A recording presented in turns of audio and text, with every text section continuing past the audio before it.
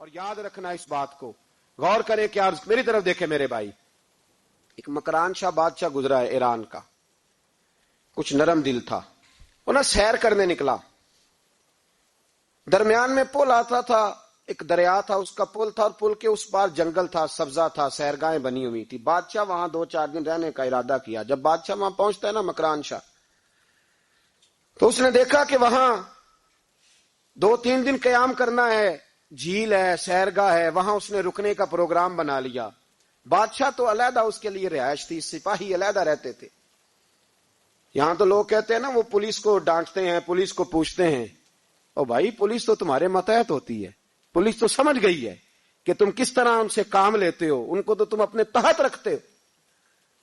Police والے علیحدہ رہتے تھے، اس کے ساتھ جو سپاہی گئے ہوئے تھے، گن مین گئے ہوئے تھے. مکران شاہ سیر سپاٹے میں رہتا تھا. ایک بوڑھی عورت تھی، اس کی ایک گائے تھی، وہ جنگل کے اندر بوڑھی رہتی تھی، گائے اس کی وہاں چرتی رہتی تھی. شام کو وہ گائے گھر لوٹتی، بوڑھی دودھ پی کے سو جاتی. سپاہی اس بوڑھی کے پاس آئے، کہنے لگے تیری گائے بڑی صحت مند ہے، ہمارے ہاتھ بیچ دے. بوڑھی نے کہا میرے بڑھاپے کا سہارا ہے، اس کا دودھ پی کے میں زندہ ہوں، بیچوں گی نہیں. وہی والا کام جو ہمارے ملک میں ہوتا ہے کہ قیمت کے ساتھ زمین دینی ہے کہ مفت دینی ہے. جب بڑے آدمی کو پسند آ جاتی ہے تو کہتے ہیں مول دینی ہے کہ مفت دینی ہے. دینی پڑتی ہے، غریب ہے، کیا کریں، مجبور ہے، مظلوم ہے. کہا بوڑھی عورت سے سپاہیوں نے بیچ دے، کہا نہیں. کہنے لگے نہیں بیچے گی تو ہم لے لیں گے.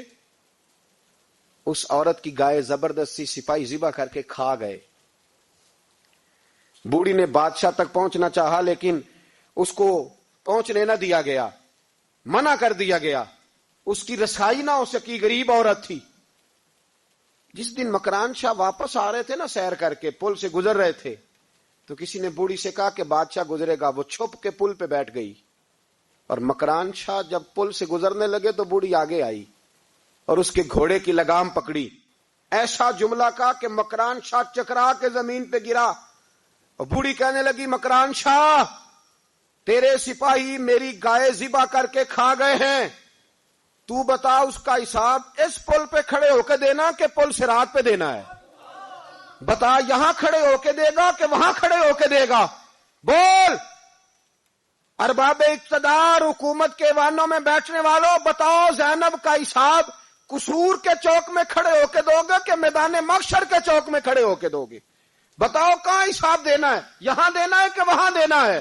حساب تو بہرحال تمہیں دینا ہے. اس قوم کو اس کا حساب تو، زینب کا حساب تو دینا ہے، دینا پڑے گا، دیا جائے گا، پوچھا جائے گا. بتاؤ یہاں دینا ہے کہ وہاں دینا ہے؟ دینا تو پڑے گا. یہاں دو گے تو ہو سکتا ہے قیامت میں بچ جاؤ، اور اگر یہاں نہیں دو گے تو وہاں لٹکا دیے جاؤ گے، رسوا کیے جاؤ گے، پوچھا جائے گا. مکران شاہ چکرا کے گرا زمین پہ اور گر کے کہنے لگا بی بی میں وہاں حساب نہیں دے سکتا، دو دینا یہیں لے لے، جو لینا یہیں لے لے. آ جاؤ آ جاؤ، وقت ہے، گنجائش ہے، مہلت کے دنوں میں توبہ کر لو، پلٹ آؤ، اللہ کے حضور حاضر ہو جاؤ. اس معاشرے کو صفائی کی ضرورت پڑ گئی ہے. اس معاشرے میں ہر آدمی اپنا کردار ادا کرے، ظالم کے خلاف اٹھے، بے حیائی، فحاشی، عریانی، بدنگاہی، اس کے خلاف اٹھے. حضرت امیر معاویہ رضی اللہ تعالیٰ عنہ اپنے دور حکومت میں باہر نکلے. ایک بی بی با پردہ عورت برقعے میں گلی میں گھوم رہی تھی، برقع ڈال کے. حضرت امیر معاویہ دوڑ کے مسجد چلے گئے، رونے لگے، کہنے لگے صحابہ کے زمانے میں یہ عورتیں گلی میں آ گئی ہیں، ہمارے دور میں ہی آ گئی ہیں، کہیں اللہ کا قہر نازل نہ ہو جائے. حالانکہ وہ با پردہ تھی بی بی. یہاں تو بڑی ڈٹائی کے ساتھ فرنٹ سیٹ پہ بے پردہ عورت کو بٹھایا جاتا ہے اور دلیلیں دی جاتی ہیں کہ ہم پڑھ لکھ گئے، ایف ایس سی اور بی ایس سی ہماری تعلیم ہے. ہمارے پاس ابھی تازی تو کار آئی ہے، تو بتائیں نا کہ جو کار پہ بیٹھی ہے وہ کار کی مالکن ہے. یہاں تو ہر چیز کھول کے بیان کرنا لوگوں نے اپنے لیے ضروری سمجھ لیا ہے، اپنے کلچر کا حصہ بنا لیا ہے. خدا را فحاشی کے خلاف، بے حیائی کے خلاف، عریانی کے خلاف اٹھو اور اس پل کو باندھو. جب تک فحاشی رہے گی، عریانی رہے گی. پاکستان میں 10 کے قریب بچوں کے ساتھ روز زیادتی ہوتی ہے. یہ آپ کے قومی اخبارات کی آج صبح کی رپورٹ ہے. یہ تو وہ چیزیں ہیں جو کھل کے باہر آ گئیں، اور اس کے علاوہ جو بے حیائی کے اڈے کھلے ہوئے ہیں، نہ جانے ان کی تعداد کتنی، کس قدر زیادہ ظلم ہو رہا ہے. میرے رسول پاک صلی اللہ تعالی وسلم نے فرمایا جب کوئی زنا کرتا ہے تو ایمان اس کے سینے سے نکل جاتا ہے اس کے سینے سے. آنکھوں پر پردہ ہونا چاہیے, کانوں پر پردہ ہونا. اور اگر زینب کے قتل کے بعد بھی کسی کے موبائل میں گندی تصویر ہے اور اس کے قتل کے بعد بھی بے حیائی کے گانے اس کے موبائل میں ہیں تو پھر وہ رسم کے آنسو نہ بہائے, پھر وہ صرف 2 منٹ کے لیے آگے بڑھ کے مرثیہ خانہ بنے, وہ پھر شاعر اور ادیب بننے کی کوشش نہ کرے, وہ پھر اپنے حصے کا جملہ لگا کر اپنے آپ کو فیس بک پہ ایکٹیو رکھنے کا تماشا نہ کرے. کیا مطلب ہوا ان چیزوں کا؟ اگر ابھی بھی برائی کے خلاف نہیں اٹھنا, بے حیائی اور فحاشی کے خلاف نہیں اٹھنا, میرے عزیزو آخری بات سننا اور اس کو ہمیشہ یاد رکھنا. میرے نبی پاک صلی اللہ تعالی علیہ وسلم نے فرمایا ہے کسی ایک مسلمان کے قتل میں اگر اہل زمین اہل آسمان سارے بھی شریک ہو جائیں, سارے, تو فرمایا ہو سکتا ہے اللہ سب کو جہنم میں ڈال دے. اس لیے کہ جو قتل ہے نا, قتل ایک ہے زیادتی اور ایک ہے پھر اس کے بعد قتل.